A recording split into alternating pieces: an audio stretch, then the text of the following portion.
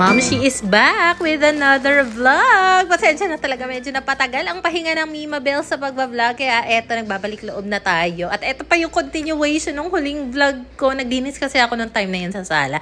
At meron nga akong in-unbox dito na uniform rack na gagamitin ng mga bagets ko. Dahil dito lang din naman sila sa sala nagpe-prepare kapag papasok sa school. So sabi ko, dito ko na lang siya ipupwesto. Digulong din yan. Kaya pwede namin ilipat-lipat. So ang ilalagay lang namin dito, mga school shoes nila, rubber shoes, black shoes, pati na rin yung mga bag, 'di ba? And yung pinakasabitan niya, of course, doon namin ihahang lahat ng mga uniform nila, pang PE.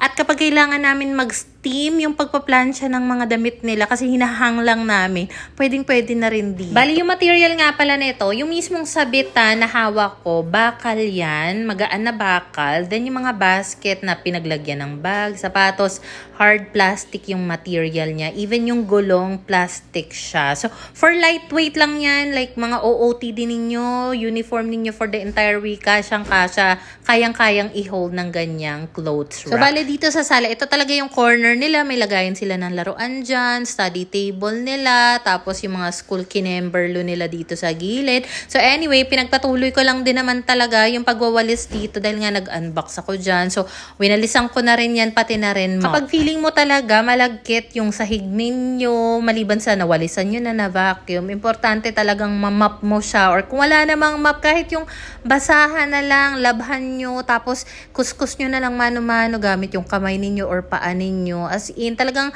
malaking bagay yun, especially kung hindi kayo nagchichinela sa loob ng bahay. Para at least hindi aligasgas, ano ba yung term na yon sa paa, kapag maglalakad-lakad kayo. Kasi ang sarap din kaya maglakad-lakad ng malinis talaga yung tiles ng sahig or yung sahig lang mismo kahit wala namang tiles. Ito pa nga pala yung tinola na leftover namin to. Sayang naman, hindi pa siya sira. Niref naman namin yun. So, ininit muna and kinain na para maubos. Tapos, every time pala merong dumadaan dito and siya na yung nagde-deliver, nagsusupply ng itlog sa amin. Tapos, naalala nyo nagpa-grass cut kami dito. Dalawa sila, di ba?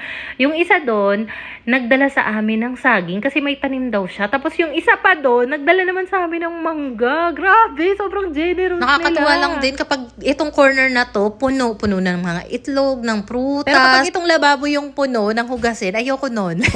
Ayoko nang ganon. So anyway, eto nga palang binigay sa amin na saging. Kasi ang nangyari, di ba nung nag-grass cut nga sila dito, sina tatay, medyo elderly na kasi siya. Meron siyang baon na saging. Pinatry niya rin sa amin. Sabi niya, tanim daw talaga niyan. Para siyang saging saba. Pero para siyang lakatan. Ganun na ang sarap niya talaga. Tapos sabi niya, sige, next time magdadala ako dito. Akala naman namin, parang ano lang, nabanggit niya lang. Hindi naman namin akalain na tututuhanin niya. Tapos sumunod nga yung isa pa na medyo bata-bata na nag-grass cut nga dito sa amin. Nagdala naman siya ng manggang kalabaw yata yan. Pagkasarap-sarap niyan mapahilaw or hinog. Grabe. Kinabukasan na nga pala ito, umaga na, medyo maliwanag na, buhay pa rin yung ilaw ng solar light namin sa labas. And si Pinggoy, as usual, pag may pasok yung mga bata, maaga pa lang nagluluto na yan. Pero alam mo, kahit walang pasok yung mga bata, ang akit niya talagang nagigising. Morning person talaga siya, magkaiba talaga kami. Pag sa totoong buhay, si Pinggoy talaga yung nag-aasikaso ng mga pagpaplansya ng mga uniform. Pero syempre, kapag minsan kailangan kong gumawa ng content na ako talaga yung kailangan nandoon sa video. Siyempre, ako yung mag-plansya-plansya ng mga uniform ng mga bata. Pero si Pinggoy talaga po yan. Gawain niya po talaga yan. Nagbalat din pala si Papa nung mangga na binigay sa amin. Nilagyan niya ng toyo, asin. Napakasarap. Kasi ang asim talaga nung mangga. Manamis-namis siya pero maasim. Basta ang sarap. Kinabukasan na naman agad to, o diba? Talagang may mga times nung nagpahinga nga ako sa pagbablog na video tayo ng mga kakaunti, pero hindi ko talaga siya nagagawa all throughout the day. Kaya ito lang yung mga update na mga ganap sa buhay namin. Since si Pinggoy na nga yung nag-asikaso ng breakfast, ako na nga yung nagpresenta ditong maghugas ng pinggan. And sobrang thankful din talaga ako kasi ang laking ginhawa talaga kapag nandyan si Pinggoy, tinutulungan niya talaga ako. Napapagaan talaga yung mga gawain sa bahay. Alam mo tapos yun. Isa rin sa napapansin ko talaga, lalo na kapag gustong-gusto ko yung kinain ko, nabusog ako, satisfied talaga ako sa kinain ko. Gaganahan talaga akong kumilos after nyan. As in, syempre parang na-energize ka dahil ang ganda na ng mood mo, nakakain ka na masarap, maayos yung pagkain mo. So, even kunyari, magsisimula ka lang ng isang simpleng gawain, para magtutuloy-tuloy na talaga yan dahil gaganahan ka na nga talagang kumilos-kilos. Kaya na lang nito, maghuhugas lang talaga dapat ako ng pinggan dito. Tapos sabi ko, ay, ang dami ko na naman nakikita. I think kailangan punasan to, linisan to. So, ayan, at nililisan ko na nga talaga yung buong lababo dito. Pinunasan ko na rin yan. Gumamit din ako dito ng all-purpose cleaner para ma-sprayan yung mga dapat isprayan. Kasi may mga times din talaga na yung tubig nga, galing dito sa faucet, nagapang siya papunta doon sa lagay ng mga itlog, mga prutas namin. So, dapat talaga laging alaga ng punas yun. And then, even dito sa may lutoan area, pinunasan ko na rin yan. Yung mga talsik-talsik ng mantika, gawa ng bangus nga yung ulam namin. Siyempre, matalsik yun, 'di ba? So, ayan, pinunasan ko na rin. Kasi, kapag nagluluto ng isda dito, kahit na sabing may exhaust fan, naka-open naman yung isang bintana dito, malaki. Amoy isda pa rin talaga. So, kailangan mo talaga siyang mapunasan ng bongga. Lately nga rin pala, naglalagay na ako dito sa may malapit sa lamesa ng disinfecting na wipes. So, 4Shield yung brand niya. Nakalagay kasi dito, kills 99.99% of germs. Hospital grade disinfectant. Ay, nagbasa na siya. Hindi, nire-ready ko siya dito kasi sa totoo lang, may mga times talaga na tinatamad akong maglaba ng basahan na ipupuna sa lamesa. Eh kung may ganito ka, very handy, convenient gamitin. Talagang napupunasan mo yung dapat punasan. Kasi even yung mga bata, kapag kumakain lang dito ng mga biskwit, mga snacks, ganyan, lagi talagang may mga mumho yan. So kung hindi mo siya mapupunasan, parang ang tsaka, ewan ko, naiinis ako kapag merong mga himol mo. Ano naman yung pinagsasabi mo? Mumho. Alam mo ba yung mumho? Para siyang mga crumbs. Yung mga nalalaglag kapag kumakain mo. Ganun. So, ayan nga, at kahit papano, nalinisan natin itong kusina. Naitapon ko na rin pala sa labas yung basura namin dyan. Hindi na ako naglalagay ng trash can kasi nasira yung spring nung pinakabukasan niya. So, yung common pala ng mga chopping board na ginagamit namin dito sa kusina, nandito lang para accessible kapag kailangan maghiwa-hiwa ni Pinggoy ng mga kamatis, sibuyas, and all that. So, isang chopping board para sa meat, isang chopping board para sa mga gulay, prutas, ganun. Pero meron pa naman kami ibang mga chopping board na nakatago, lalo na kapag gagawa ko ng mga sandwiches, ganyan. So, meron pala akong bago natanggap dito na wall art decor. 3 piraso na yan. Ang sukat nito, 40 by 60 centimeters. Initially talaga, ang plano ko is ilagay ko siya either dito sa sala, sa may stairway to heaven banda, o kaya naman doon sa kwarto nga namin, para maiba naman yung itsura ng wall decor doon sa bed namin banda. Kaso, naalala ko kasi, yung bahay ng kuya ko, ang theme kasi nila doon is team puti, team kahoy. So, naisip ko, parang bagay to. Kasi naalala ko, meron silang isang wall doon na wala pang kahit anong display. So, tinanong ko nga yung aking sister-in-law, si Desiree, kung trip niya ba ito, kung okay ba sa kanya. Eh, nagustuhan niya. So, sabi ko, sige, itatabi ko na lang para in case na makarating kayo dito sa bahay. Eh, madala nyo nga ito, doon na lang sa bahay nyo. Kasi ang ganda niya. Sa totoo lang, ang ganda-ganda niya. At saka nakikita ko rin talaga yung progress doon sa bahay ng kuya. Kung meron man akong ilang gamit na pwede kong ma-share sa kanila, for dago. Paglabas ko naman dito sa may likod, ayan pala busy si Pinggoy sa paglalaba dyan. Tapos si Papa naman busy siya doon sa motor, kalikot, malala. So, syempre, hahanap din ako ng pagkakaabalahan. So, eto nga palang papag. Ito yung ginamit before nung parents ni Pinggoy na natutulog sila sa sala. So, since masyado na masikip sa sala, kaya doon muna siya sa may terrace banda. So, usually kapag nagwawalis nga ako sa terrace, ang diretso niyan is dito na, sa harap, sa gilid. Winawalisan ko na rin yan, yung mga nalaglag dito, mga mga dahon-dahon. Minsan naman, si Papa ang gumagawa niyan. So, may mga chocolate hills pa nga dyan. Yan yung mga pinagtabasan ng damo na hindi pa talaga namin na aalis dyan sa pwesto na yan kasi bumibigat nga tuwing nauulanan. Alam, bumibigat. So, ayan, ang pinagkakaabalahan ni Pinggoy at ni Papa. Ang dami na ring nalabhan na isampay ni Pinggoy. So, dito naman, tumulong na ako sa pagsasampay. Sakto rin kasi meron akong natanggap na bagong hanger. Maraming sipit. Kaya ako na muna ang bahala dito sa mga kailangang isampay na ito dahil kakaunti na lang naman itong mga ito. And usually, napapansin ko since kahit meron kami nilalagay na cover sa sa washing machine kapag naulan talaga. Siguro gawa nung hangin na rin, nababasa yung washing machine namin. Nakakatakot, baka masira. So ang ginagawa na lang namin after nga magamit itong washing machine, tinatabi namin siya doon sa covered cord. Dito nga sa may bubong, sa may likod para hindi siya mabasa. So ito na ngayon sinasabi kong hanger na may maraming sipit. 26 na ipit ba naman yan? O 'di ba?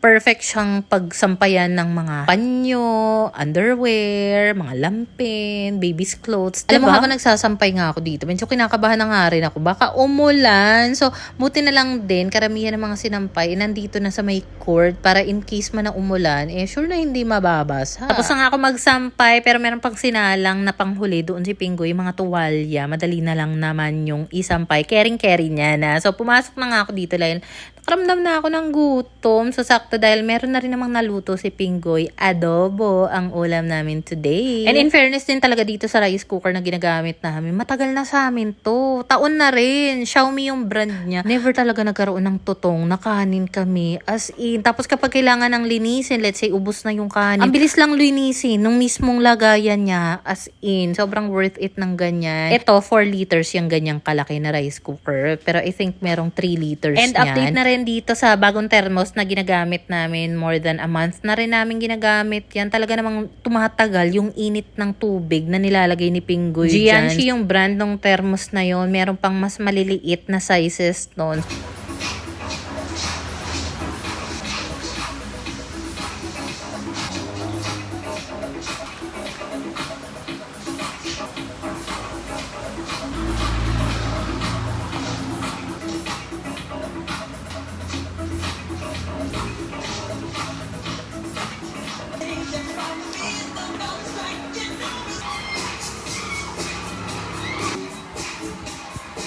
Oh, hindi nyo kinayang pa Michael Jackson ni Pinggoy, pati na rin ni Pinggoy. Habang ako ay nag-e-edit dito sa kama, merong inabot sa akin na dark chocolate. Alam mo yung Swiss Miss na dark choco? Ang sarap niya. Ang sarap. Parang kalasan niya yung hot choco ng Jollibee. Di ba kapag breakfast sa Jollibee, nagsiserve sila ng mga hot choco. Parang ganun yung lasa. So, meron pa naman ko kaunting natirang adobo. So for dinner, bumili na lang si Pinggoy ng lomi dito. At saka gisadong pansit yung isang in-order niya. Minsan nagsashot din naman dito sina Pinggoy, sina Papa, tapos ay nagbalat pa nga ulit si Papa dito ng mangga. Ang sarap niya kasi medyo hinug-hinug na, manamis na. Tapos meron kami naririnig nagpupot-pot dito, kala ni Pinggoy siopaw yung binibenta, yung pala balot, mga ganyan. So bumili nga kami dito ng balot. Sobrang nakakamiss yung lasa nito. Ang gusto ko lang naman sa balot, yung sabaw niya, kapag binuksan mo yung pinaka-shell, yung sabaw na hihigupin mo, at saka yung dilaw niya. So yung iba doon, si Papa na yung kumain. At kinabukasan na ulit ito, grabe, sa isang vlog, nakailang kinabukasan na nga tayo. So, meron kasi ako na-receive dito na product sample ng ganitong oil bottle. Babasagin yung mismong bote niya, pero yung takip niya, plastic. So, eto kasi ay paglalagyan talaga namin ng mantika dahil dito nga sa area na ito. And gusto ko, accessible yung mga common na ginagamit ni Pinggoy kapag magluluto. So, ayan, for the refill nga kami. 500 ml nga pala yung capacity ng ganito kalaking bote.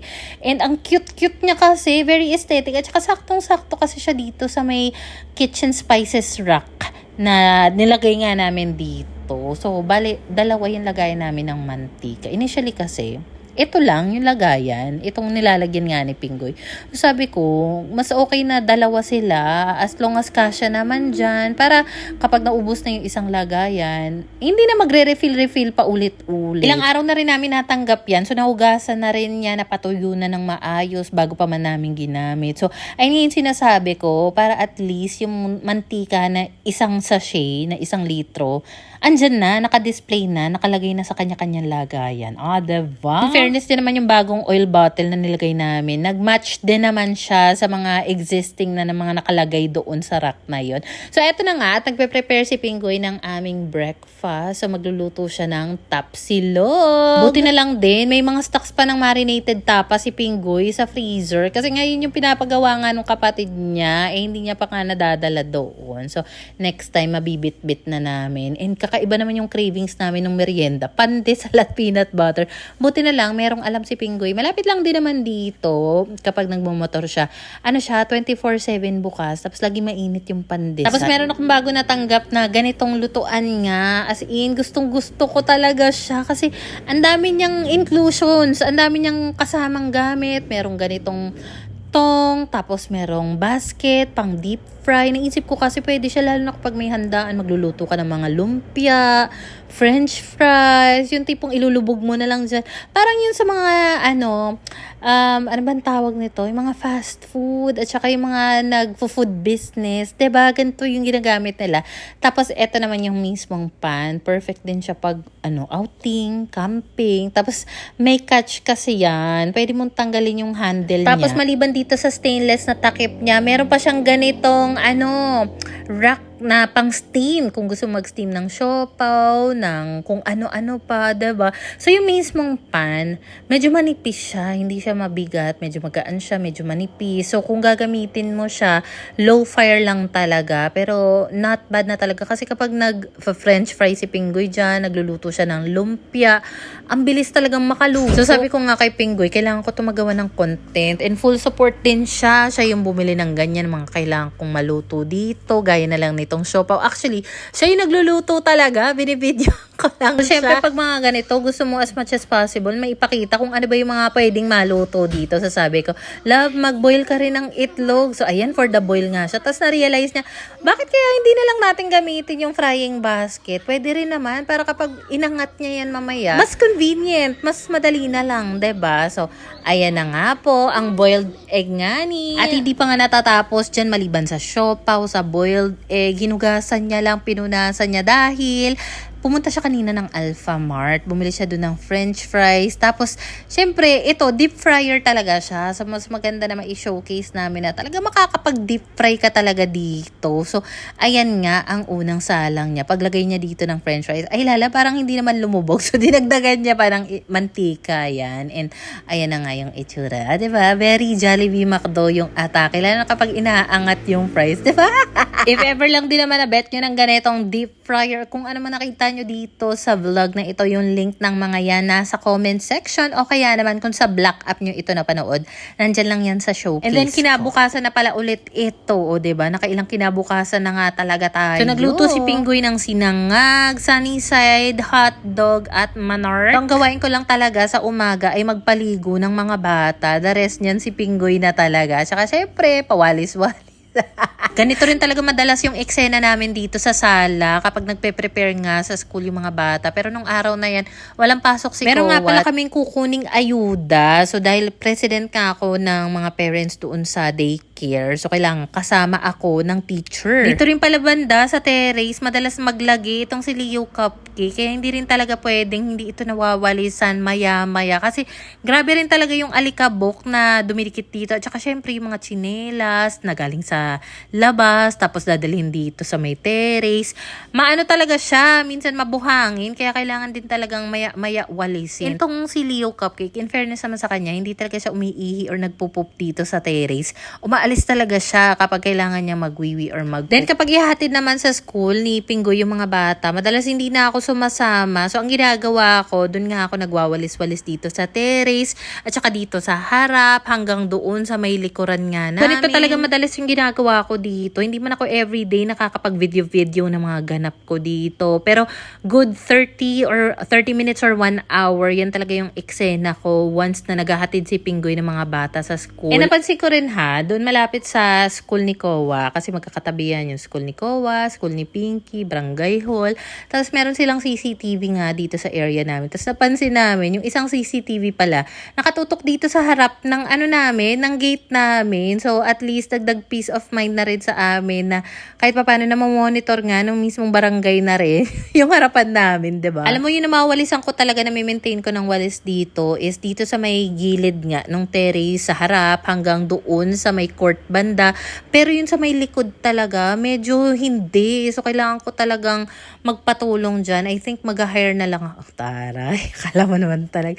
Kasi hindi nga siya masikaso ni Papa. Parang hindi ko rin siya kaya kasi ang bibigat nga ng mga kailangang linisin doon. So, if hindi talaga magagawa ng paraan, di mag-hire na lang ako ng gagawa. No? Medyo mataas na rin kasi malalago na rin talaga yung mga gumagapang na damo doon sa may bandang fence. So, kailangan na talaga siyang maasikaso. Alam mo, gustong-gusto ko rin yung ginagawa ko dito na pasimpleng walis lang. Kasi kahit pa paano nakakapag-isip-isip din ako, nakakapag-muni-muni nga ako habang ako ay nagwawalis-walis nga dito. Maliit na bagay siya pero kahit pa paano, exercise na rin to. Tapos minsan alala ko, oh my God, dati parang pinapangarap ko lang to. Yung meron akong bakuran na wawalis-walisan. Tapos ngayon, ito na nga siya, diba? Grabe rin talaga yung power of manifesting. Ay, taray. Kanina rin pala, nung hinatid nga ang ate sa school, sumama pa yan si Kowa. Tapos naabutan niya nga na nagwawalis-walis lang ako. So, dun lang din siya sa duyan. So, dahil tapos na nga ako sa pagwawalis doon, inasikaso ko na rin si Kowa. After ko nga makapagbukas-bukas ng mga